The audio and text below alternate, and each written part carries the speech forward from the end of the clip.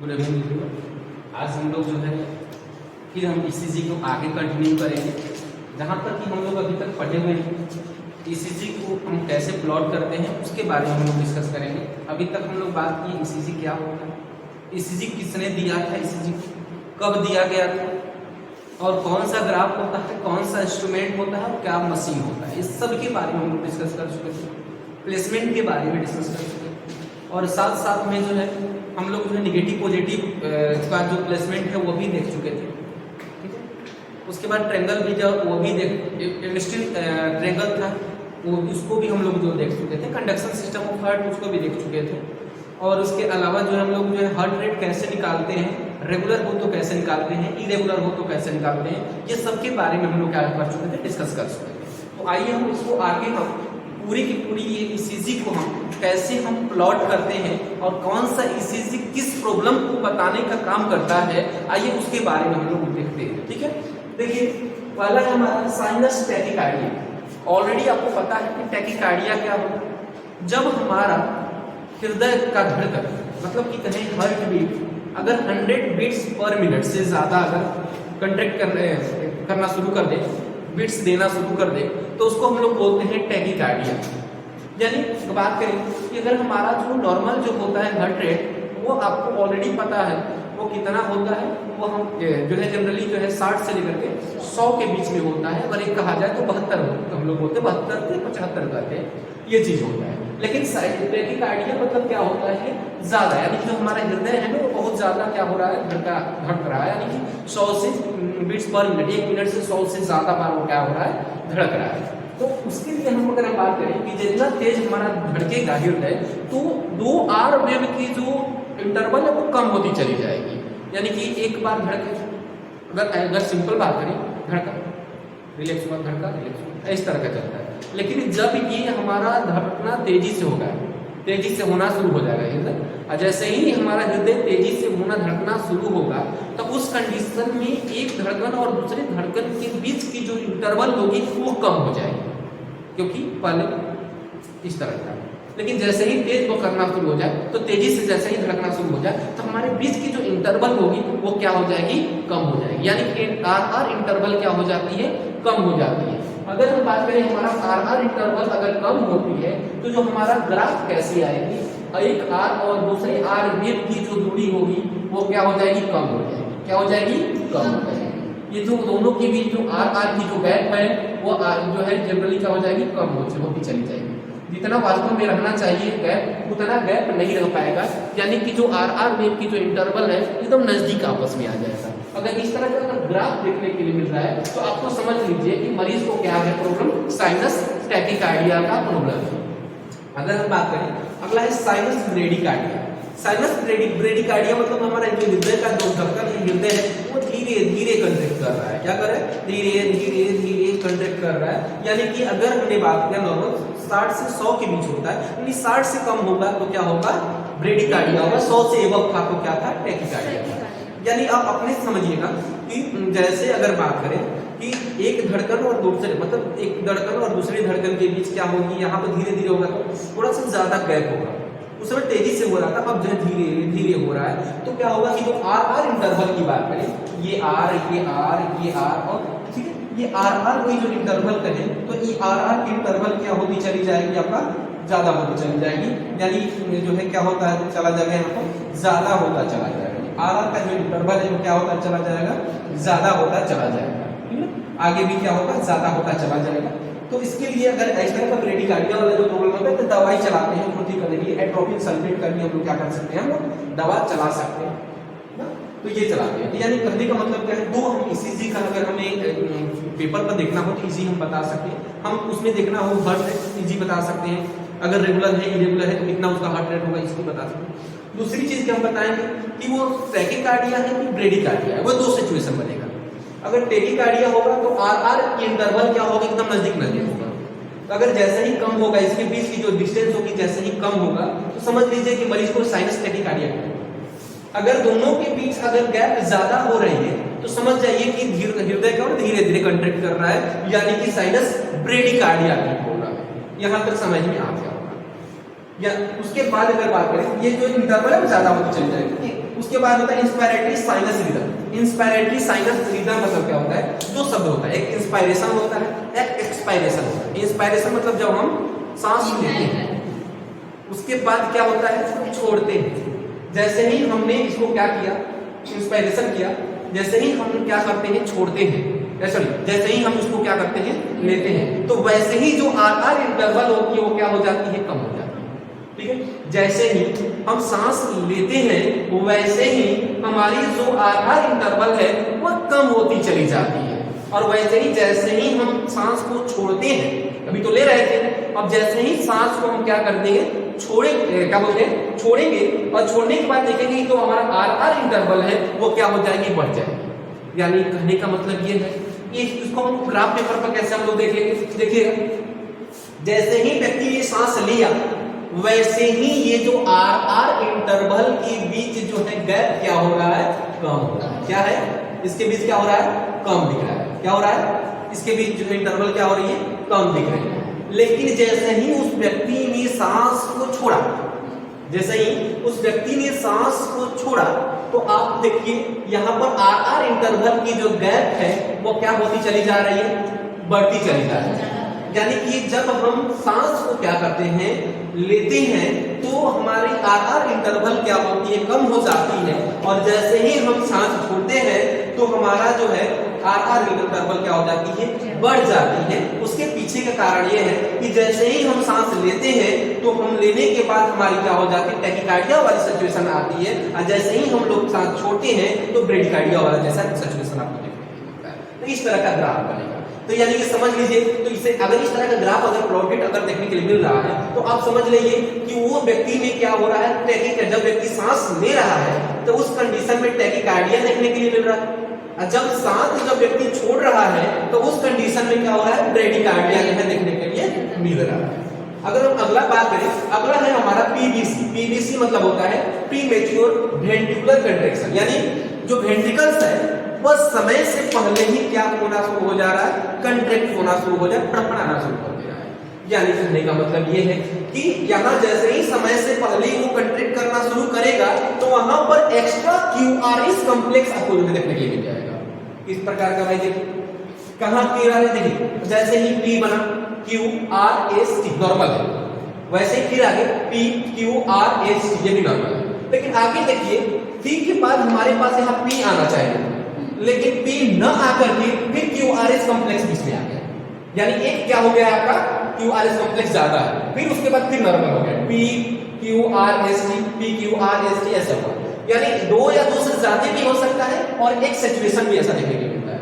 अगर बीच में एक क्यूआरएस कॉम्प्लेक्स आ गया यानी वो एबनॉर्मल हो गया, इसको पी गायब हो गया, पी को समझिए नहीं दिया आने का। और क्योंकि आपको पता है कि जो पी है वो पी कब बनता है भाई, जैसे ही हृदय का आर्टियम क्या होता है, कंट्रैक्ट करता है, तो हमारा पी वेव बनता है।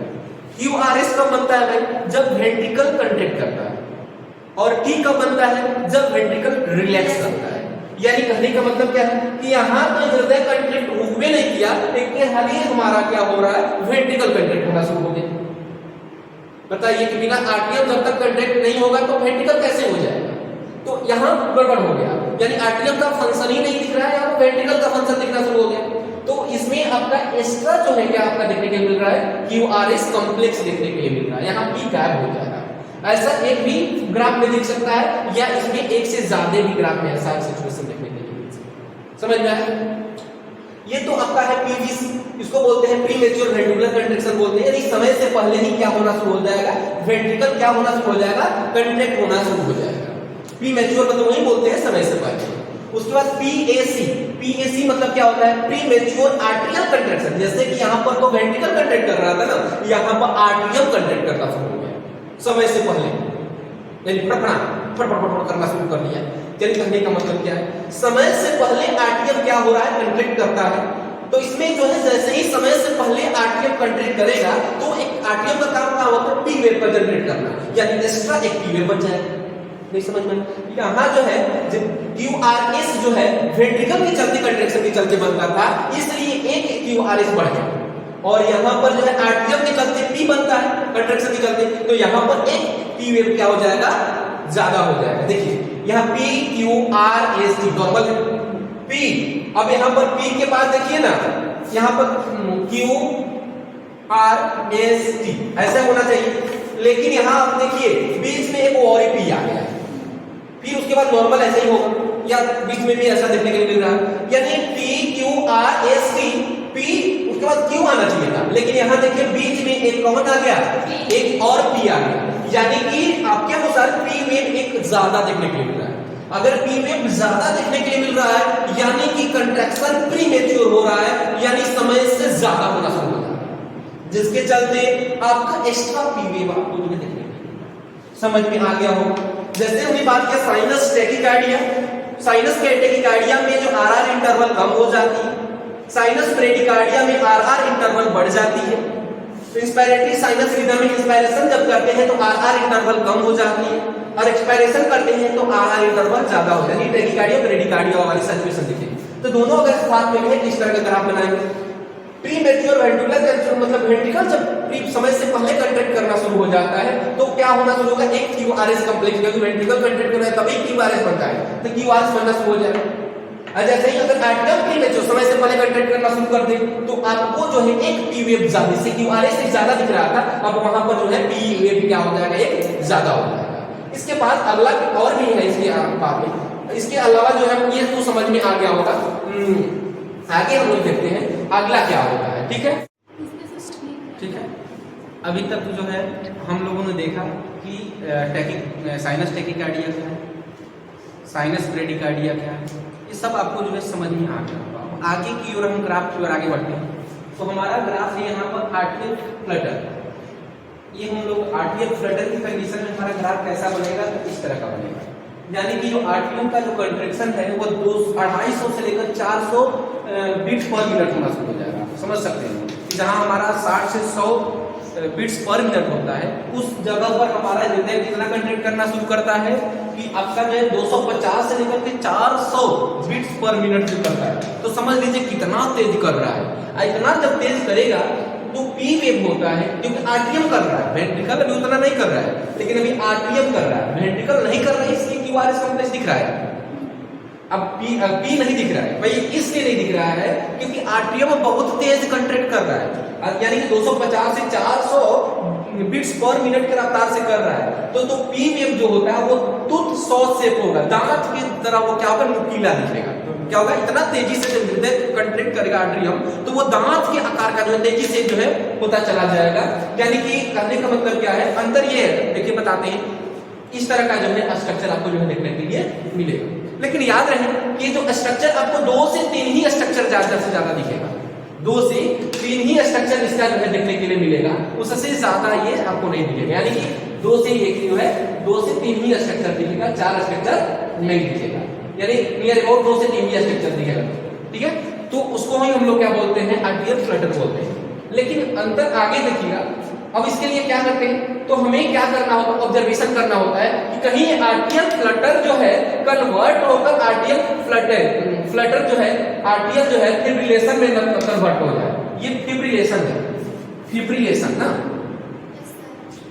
फिब्रिलेशन, यानी कि जो आर्टियल जो है, आर्टियल फ्लटर जो है कहीं आर्टियल फिब्रिलेशन में कन्वर्ट हो जाए, क्योंकि जब फिब्रिलेशन में कन्वर्ट होता है तो ये जो 2 से जो आपका जो है आर्टियल जो है कंट्रैक्शन आपको 350 से 600, यानी देखिए यहाँ तो आपको इससे भी ज्यादा यहाँ दिख रहा है कि नहीं दिख रहा है, इससे भी ज्यादा यहाँ दिख रहा है, यानी कि और ज्यादा फड़फड़ाना शुरू करेगा, नहीं कि धड़केगा नहीं, फड़केगा नहीं, तो फड़फड़ा आ जाएगा, समझ में, इतना फड़फड़ा जाएगा ना, लगेगा कि एकदम हृदय जो है निकल के बाहर हो जाएगा, एकदम इस तरह का एकदम कंडीशन हो जाएगा, लगेगा कि एकदम चिड़ै जैसा उड़ जाएगा वहां से, उस तरह का जो है देखने के लिए मिलता है।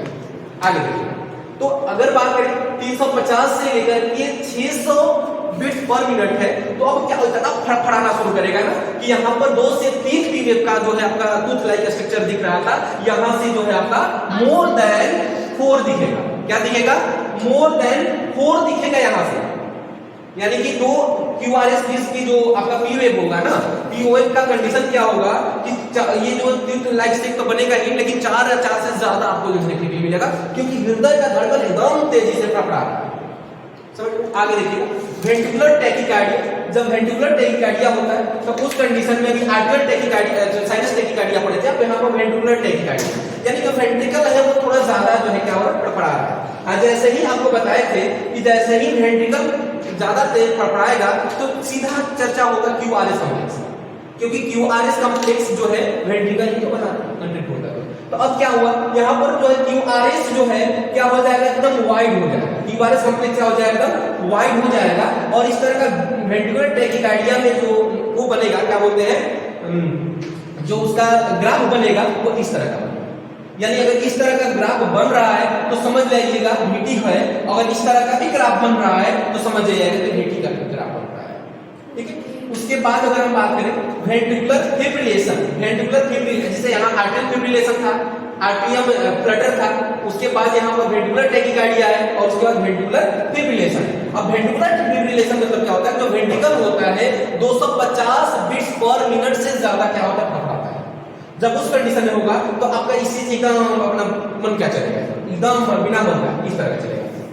अगर इस तरह का एकदम ईसीजी चल रहा है तो समझ जाइए क्या है वेंट्रिकुलर फिब्रिलेशन है, यानी इस तरह का नहीं। यानी इसके लिए हमें क्या करना पड़ेगा डिफिब्रिलेशन यानी डिफिब्रिलेटर मशीन का यूज करना पड़ेगा, डिफिब्रिलेशन देना पड़ेगा। अगर ईसीजी अगर इसे सीधा लेट चलने लगे तो क्या बोलेंगे राम नाम सत्य है, काम खत्म हो गया है। कहने का मतलब क्या है उनका जो ईसीजी पूरा क्या होगा लेट हो गया है। ये पूरा का पूरा इंपोर्टेंट ईसीजी है जो कि हम ईसीजी मशीन के द्वारा दिया हुआ ग्राफ पेपर पर हम उसको रीड करके हम समझ सकते हैं कि ये क्या है। तो आज हम लोग बात की कि ईसीजी क्या है, ईसीजी के बारे में पूरी तरह से हम लोग डिस्कस किए। यहाँ तक हमारे लिए क्या होता है बहुत ज्यादा महत्व रखता है और यहाँ तक आपको अगर कंप्लीट होता है तो आपके लिए बहुत मदद मिलेगा। तो हमें जहां तक लगता है कि ईसीजी आपका कंप्लीट क्लियर होगा। अगर नहीं समझ में आएगा तो जरूर कमेंट करिएगा, बताइएगा। आज के लिए इतना ही, थैंक यू।